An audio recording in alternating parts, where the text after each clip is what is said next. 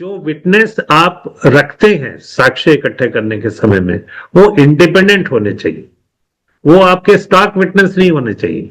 कुछ police station में प्रथा होती है कि दो तीन आदमी हैं, उन्हीं को हर जगह पे विटनेस यूज किया जाता है, तो वो स्टॉक विटनेस की तरह से इस्तेमाल होते हैं।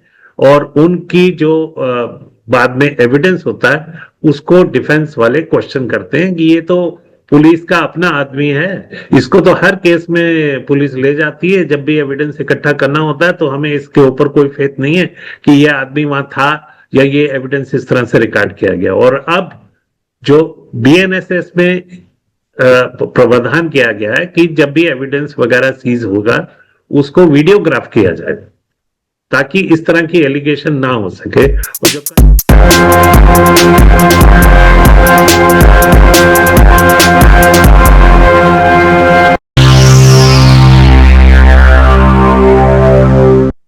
नमस्कार, रायसीना रिपोर्ट्स में आपका फिर से स्वागत है। मेरा नाम है राजेश आहूजा और मेरे साथ जुड़े हैं नवनीत राजन वासन। इनके साथ हम दो बार पहले भी बातचीत कर चुके हैं कि किस तरीके से पुलिस की जांच नाकाम होती है, क्या गड़बड़ियां होती हैं, क्या सावधानी बरतने की जरूरत है।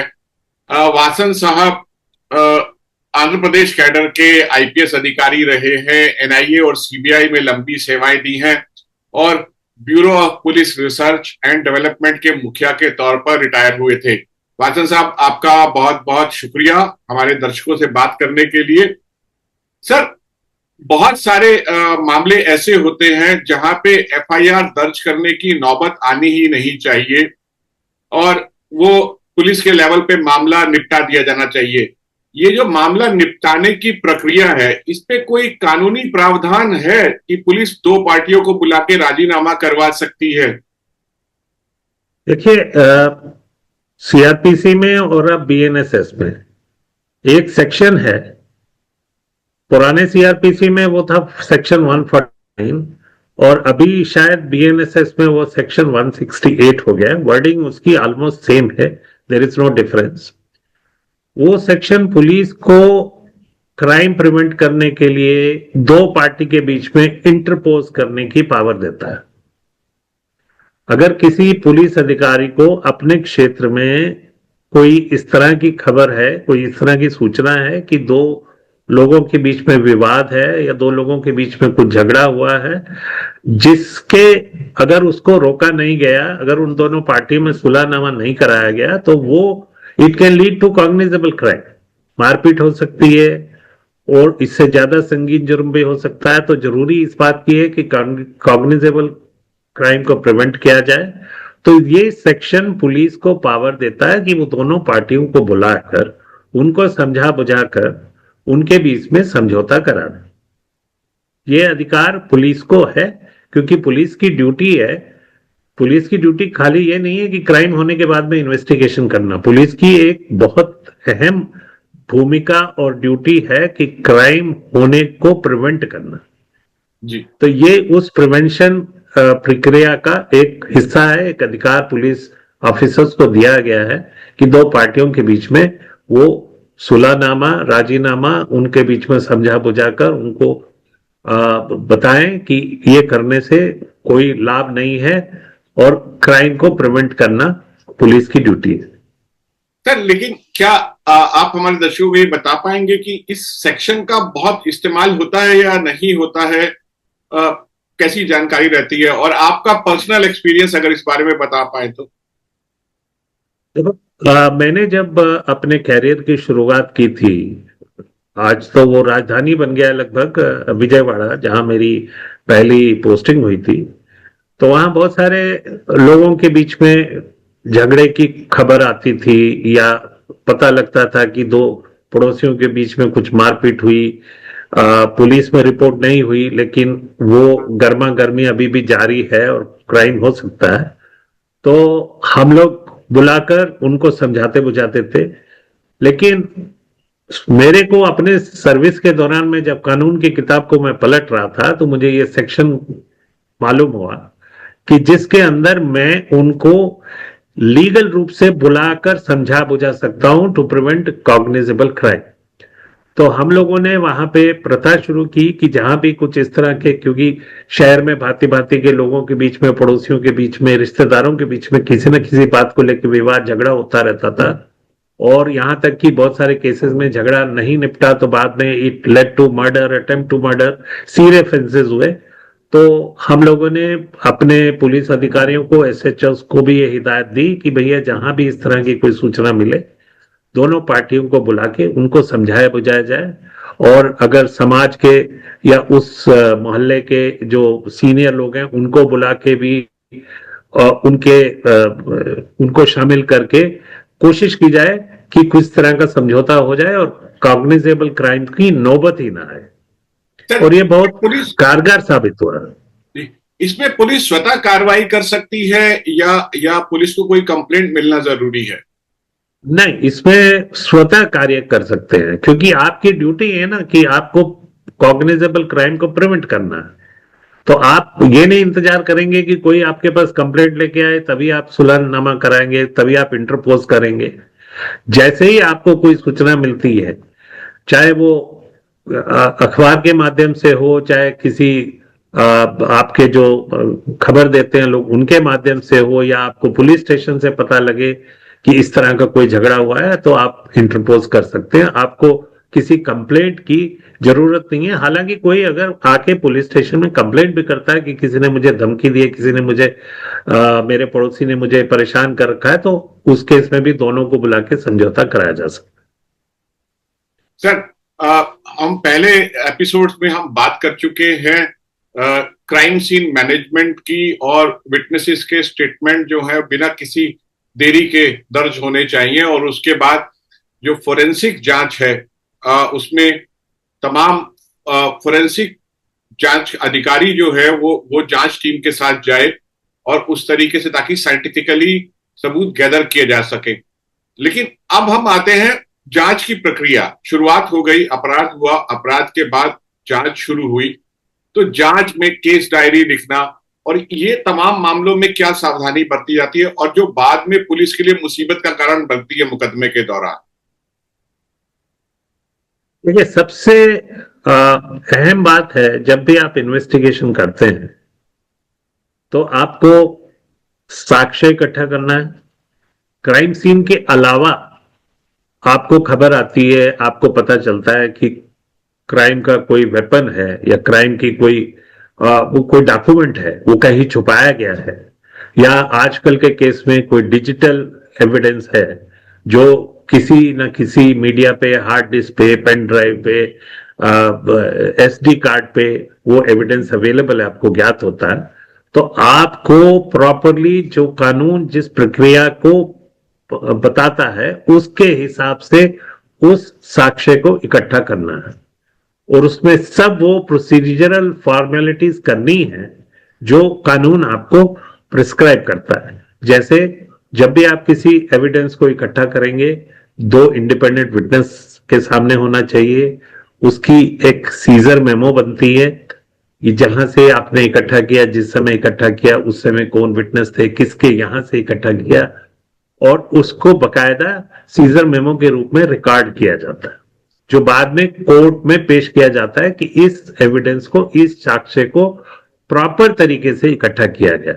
ये कई बार पुलिस ये सावधानी नहीं बरतती है, एविडेंस इकट्ठा करके ले आते हैं, उठा के ले आते हैं उस जगह से, और बाद में उसका सीजर मेमो पुलिस स्टेशन में बैठ के बनाया जाता है, जो कि बहुत गलत है, और बाद में उससे आपको प्रॉब्लम हो सकती है। और जो विटनेस आप रखते हैं साक्ष्य इकट्ठे करने के समय में, वो इंडिपेंडेंट होने चाहिए, वो आपके स्टॉक विटनेस नहीं होने चाहिए।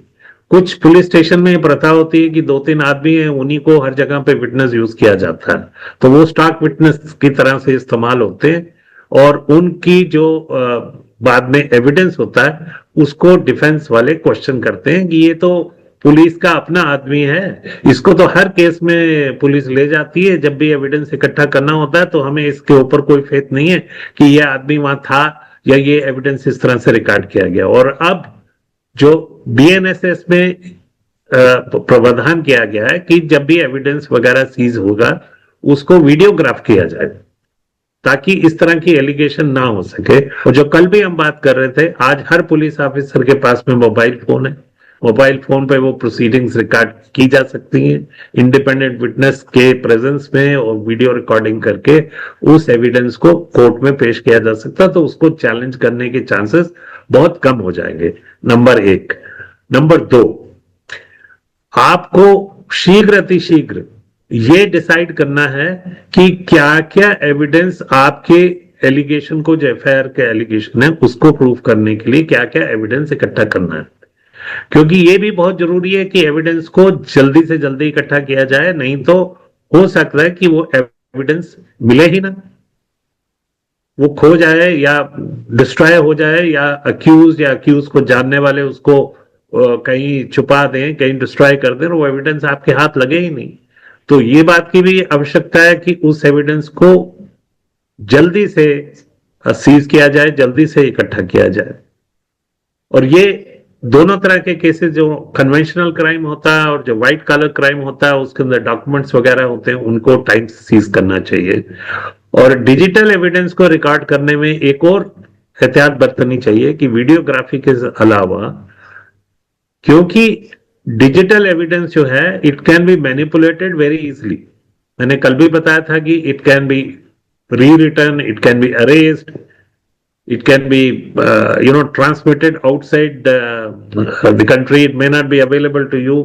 तो उसमें जो सावधानियां हैं वो भी आपको बरतनी बहुत जरूरी होती है, और ये प्रक्रिया को बहुत ईमानदारी से पुलिस वालों को ऑब्जर्व करना होता है। इसके बिना अगर ये नहीं करते हैं तो बाद में आपको ट्रायल के समय में बहुत दिक्कत आ सकती है। सर, इसी से जुड़ा हुआ एक सवाल है गिरफ्तारी का। गिरफ्तारी को लेके बहुत सारे विवाद होते हैं, गिरफ्तारी के टाइम को लेके बहुत सारे विवाद होते हैं। जो मुलजिम है वो कोर्ट में सबसे पहले आके कहता है कि नहीं, पुलिस ने तो मुझे इस वक्त पे गिरफ्तार किया ही नहीं था जिस वक्त पे आपने मेरी गिरफ्तारी दिखाई है, मुझे बहुत पहले से ही थाने में बुला के बिठा रखा था और मेरे से पूछताछ जारी थी। तो उसके बाद और डिफेंस इस लूप होल को मुलजिम के हक में इस्तेमाल करता है और ये दिखाता है कि पुलिस जो है, पूरी प्रक्रिया जो है वो बायस थी पुलिस पहले से ही उसके मुवक्किल के प्रति। तो उससे बचने के लिए क्या सावधानी बरतनी चाहिए? देखिए, नंबर वन तो गिरफ्तारी के बारे में हम लोगों को ये क्लैरिटी होनी चाहिए कि किसी भी क्रिमिनल को गिरफ्तार करने की पावर पुलिस को होती है लॉ के हिसाब से, लेकिन आवश्यक जरूरी नहीं है कि उसको गिरफ्तार किया जाए, क्योंकि पुलिस वाले इस पावर को मिसयूज करते थे। इसलिए सीआरपीसी के सेक्शन 41 में ये चेंज लाया गया कि पहले जो 7 साल से सजा कम वाले केसेस हैं उनमें अक्यूज को नोटिस दिया जाएगा कि वो इन्वेस्टिगेशन ज्वाइन करे। अगर फिर ये लगता है कि वो पॉसिबली एविडेंस को टेम्पर कर सकता है, भाग सकता है, फिर अवेलेबल नहीं होगा, तो रीजंस को रिकॉर्ड करके उसको अरेस्ट किया जाए। अगर वो इन्वेस्टिगेशन में शामिल हो जाता है और इस तरह का कोई भी शक नहीं है तो उसको गिरफ्तार करने की आवश्यकता नहीं होती है पुलिस को। और दूसरे केसेस में भी बहुत सारे केसेस होते हैं, खासतौर से व्हाइट कॉलर क्राइम, जहां पे वो गवर्नमेंट एम्प्लॉय है या किसी पब्लिक सेक्टर का एम्प्लॉय है या किसी दूसरी कॉर्पोरेशन का एम्प्लॉय है, तो उसके भागने के चांसेस नहीं है और आपको सब एविडेंस इकट्ठा हो गया, तो आवश्यकता नहीं है कि आप गिरफ्तार करें। गिरफ्तार करने की पावर पुलिस को है, लेकिन वो पावर का मतलब ये नहीं है कि आप हर आदमी को गिरफ्तार करेंगे। हर आदमी को गिरफ्तार आप उसी को करेंगे जिसका मैंने जैसे कहा कि ये डर है कि वो एविडेंस को डिस्ट्रॉय कर देगा, विटनेसेस को अपने फेवर में कर लेगा, तीसरा वो भाग जाएगा, कंट्री से चला जाएगा या कहीं ऐसे चला जाएगा कि उसको फिर मिलना मुश्किल हो। तो उन्हीं स्टेजेस के अंदर, उन्हीं स्थिति के अंदर उसको गिरफ्तार करना चाहिए। और दूसरा, जब भी पुलिस किसी को पूछताछ के लिए बुलाती है तो अलग बात है, अगर उसको पुलिस स्टेशन में बिठा लेती है तो उसको प्रॉपरली रिकॉर्ड करना चाहिए, उसको अरेस्ट उसके दिखाना लाजमी है। आप किसी भी आदमी को इलीगली पुलिस स्टेशन में डिटेन नहीं कर सकते। That will amount to illegal detention of somebody. किसी की लिबर्टी से आप इस तरह से, आपका संविधान, आपका कानून आपको कोई अधिकार नहीं देता है कि किसी की स्वतंत्रता से आप इस तरह से खेलो। ये बात अलग है कि पुलिस बहुत सारे केसेस में गिरफ्तारी को गलत रूप से इस्तेमाल करती है, और इस तरह के केसेस में पुलिस की छवि भी खराब होती है, धूमिल होती है। और बहुत सारे केसेस में आपने देखा होगा कि सुप्रीम कोर्ट ने भी कहा भैया इसकी गिरफ्तारी की कोई जरूरत नहीं थी। अभी रिसेंटली सुप्रीम कोर्ट ने कहा कि जब चार्जशीट में भी किसी को पेश करते हैं, चार्जशीट करने के बाद भी, तो भी उसको गिरफ्तार करना जरूरी नहीं है। सर, अब हम आते हैं चार्जशीट पे। तो आपकी जांच पूरी हो गई है, चार्जशीट फाइल होती है, तो चार्जशीट के वक्त क्या सावधानी बरतने की जरूरत है? देखिए, चार्जशीट में सबसे पहली जो पुलिस की जिम्मेवारी बनती है, क्योंकि कानून के हिसाब से किसी को चार्जशीट करना, जिसको फाइनल रिपोर्ट बोलते हैं, फाइनल रिपोर्ट फाइल करना, तो फाइनल रिपोर्ट दो तरह की हो सकती है कि किसी को आप कह दें कि केस नहीं बनता है तो छोड़ देंगे आप उसको, जो क्लोजर भी कहते हैं हम भाषा में, आम भाषा में।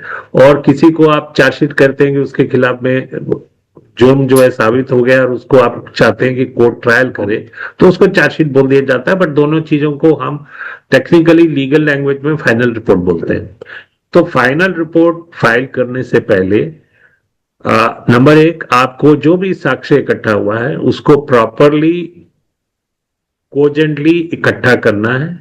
उसको चार्जशीट या क्लोजर रिपोर्ट के साथ आपको कोर्ट में फाइल करना है। नंबर टू, आपको इंडिपेंडेंटली ऑब्जेक्टिवली ये डिसाइड करना है कि ये जुर्म बनता भी है या नहीं बनता। बहुत बार ऐसा होता है कि हमको एज पुलिस ऑफिसर हम जो एविडेंस को पढ़ते हैं, एविडेंस को एनालिसिस करते हैं, तो हमें ये लगता है कि ये केस हम अदालत में साबित नहीं कर पाएंगे। We should not be chargesheeting somebody for the sake of chargesheeting. कि पुलिस ने अगर केस दर्ज किया तो जरूरी नहीं है कि हर केस, हर एफआईआर सच्ची हो, हर एफआईआर में जो एलिगेशन लगाए गए वो सच है। तो ये बहुत अहम रिस्पॉन्सिबिलिटी है पुलिस अफसर की कि उसको इंडिपेंडेंटली ऑब्जेक्टिवली जो एविडेंस मिला उसको एनालिसिस करने के बाद में ये तय करना है कि इसको मैं चार्जशीट करूं या नहीं करूं। मैं क्लोजर रिपोर्ट भी फाइल कर सकता हूं as a investigating officer. Of course court के पास में वो पावर है कि कोर्ट मेरे से सहमत हो या ना हो। अगर कोर्ट मेरे से सहमत नहीं हो, मैंने क्लोजर रिपोर्ट फाइल किया, तो कोर्ट कहेगी कि भैया इसमें आगे इन्वेस्टिगेशन करिए। दूसरा, चार्जशीट में प्रॉब्लम क्या होता है, क्योंकि लॉ में प्रावधान है कि हमको 60 दिन में या 90 दिन में, depending upon the gravity of the case, chargesheet file करना है, नहीं तो अक्यूज को बेल मिल जाती है। तो पुलिस कई बार ये क्या करती है कि उस डेडलाइन को मीट करने के लिए, इन्वेस्टिगेशन अभी पूरी भी नहीं हुई है, अभी ये भी तय नहीं हुआ पाया है कि वास्तव में कॉग्निजेबल क्राइम इस आदमी ने कमिट किया और इसको हम कन्विक्ट करा पाएंगे या नहीं, तो हम जल्दी जल्दी में चार्जशीट फाइल कर देते हैं just to meet that deadline, और फिर हम बाद में सप्लीमेंट्री चार्जशीट फाइल करते रहते हैं। तो कोशिश ये होनी चाहिए कि जबकि कोई जुर्म इतना संगीन है और उसमें सब्सटैंशियल एविडेंस मिल गया है और ये तय हो गया है कि यस, इस अक्यूज ने या नंबर ऑफ अक्यूज ने ये क्राइम किया है, तब तक हमें चार्जशीट फाइल नहीं करनी चाहिए। जब तक, मेरा मानना यह है कि जब तक वो इन्वेस्टिगेशन पूरी नहीं हुई है। सर, बहुत दफा पुलिस जो है चार्जशीट फाइल करने के बाद अपने कर्तव्य की इतिश्री मान लेती है, लेकिन उससे भी बड़ी जरूरत होती है चार्जशीट के बाद मुकदमे में जो भी आपने चार्जशीट फाइल किया वो जज के सामने सही तरीके से गवाहों को पेश करना, इंश्योर करना कि जो गवाह हैं वो वक्त पर आए, उनको इन्फॉर्म किया जाए, पैरवी करना जो है मुकदमे में पुलिस की तरफ से, उसमें बहुत दफा चूक होती है जिससे मुकदमे के नतीजे पर असर पड़ता है। सबसे बड़ा चैलेंज जो इस बारे में है, क्योंकि हमारी न्यायिक प्रक्रिया जो इतनी स्लो है और इतने ज्यादा केसेस पेंडिंग हैं, लाखों केसेस पेंडिंग हैं, तो किसी भी केस को चार्जशीट करने के बाद में जब इस केस के ट्रायल की शुरुआत होती है, उसमें चार्जशीट फाइल करने की तिथि में और ट्रायल स्टार्ट होने की तिथि में बहुत बड़ा डिफरेंस होता है। वो सालों में कई बार होता है कि अगर मैंने 1990 में चार्जशीट फाइल की है तो मुकदमा शायद 1995 में शुरू होगा। होता क्या है कि जिस पुलिस ऑफिसर ने उस मुकदमे की इन्वेस्टिगेशन की थी, जिस पुलिस ऑफिसर ने उसमें चार्जशीट फाइल की थी, वो उस सीट पे रहता ही नहीं है जब तक वो ट्रायल शुरू होता है।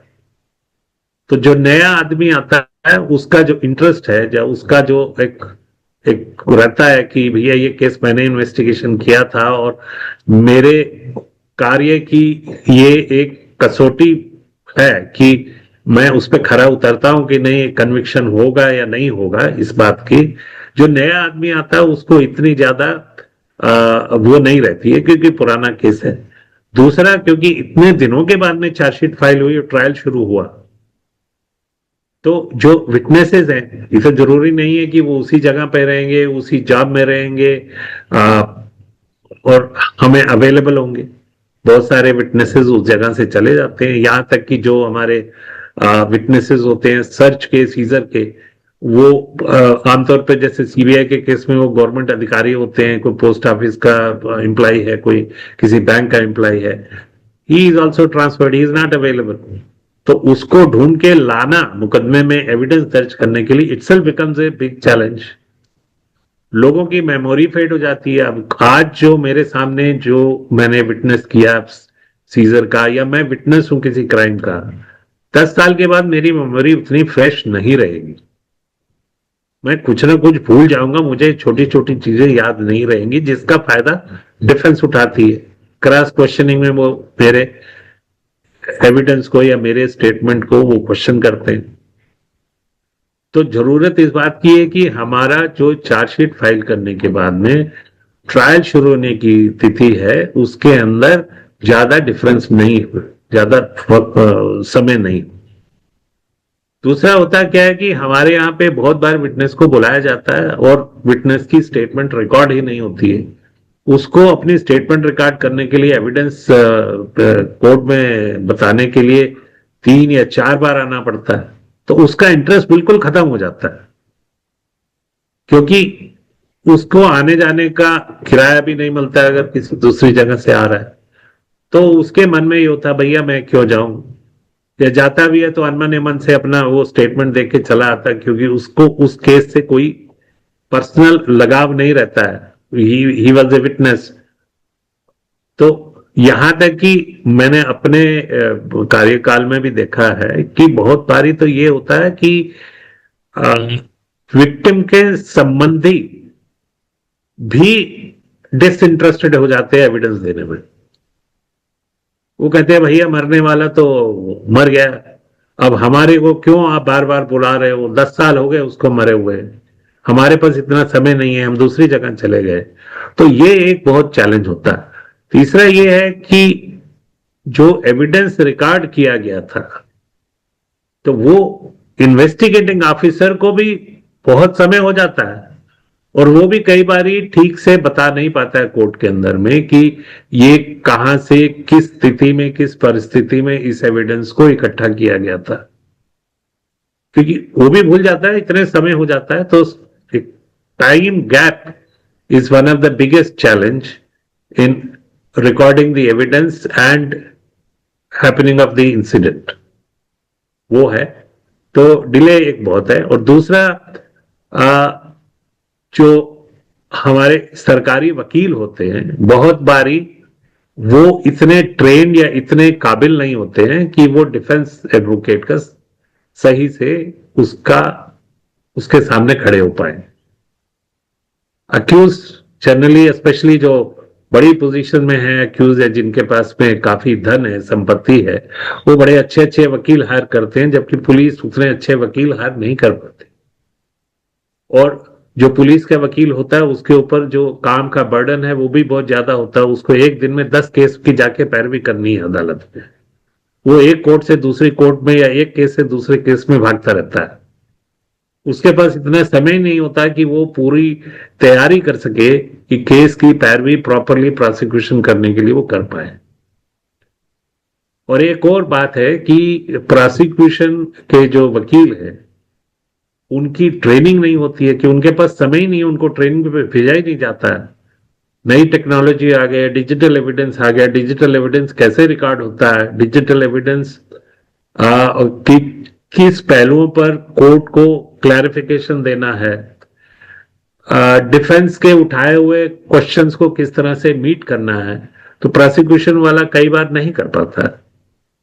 तो वो भी जरूरत है कि प्रोसिक्यूशन का समय समय पे ट्रेनिंग हो, उनका वर्कलोड कम हो ताकि वो प्रॉपरली तैयार कर सके। और सबसे बड़ी जरूरी है कि ट्रायल जितना जल्दी हो सके शुरू होना चाहिए। ये थे नवनीत राजन वासन, जो हमें बता रहे थे कि क्यों भारत में पुलिस की जांच नाकाम होती है। बड़ा अपराध होता है, पुलिस जोर शोर से जांच करती है, लेकिन बहुत दफा ऐसा होता है कि जब मुकदमे का नतीजा आता है तो अभियुक्त छूट जाते हैं। वो किस वजह से होता है, वासन साहब ने इसी बात पर प्रकाश डाला है। सर, बहुत बहुत शुक्रिया हमारे दर्शकों को ये जानकारी देने के लिए। हम आगे भी आपसे बात करते रहेंगे ऐसे ही मुद्दों पर। धन्यवाद। धन्यवाद। धन्यवाद।